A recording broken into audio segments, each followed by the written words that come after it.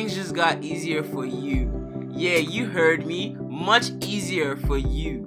Make payments into your EdFin Microfinance Bank by walking to any Access Bank or Stanbic IBTC and direct transfer into your account. For Stanbic IBTC Bank, go to any Stanbic IBTC Bank branch. Inform the cashier that you want to deposit money into a Bank 1 MFB account.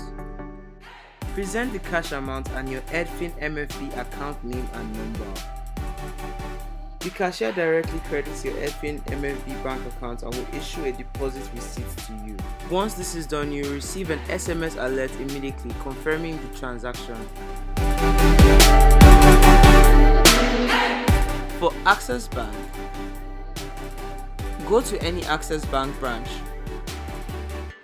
Fill a deposit slip as follows: EdFin MFB account name, account number, name of depositor, date and amount. The cashier directly credits your EdFin account plus an SMS alert is received. Keep your copy of your deposit slip for record purposes.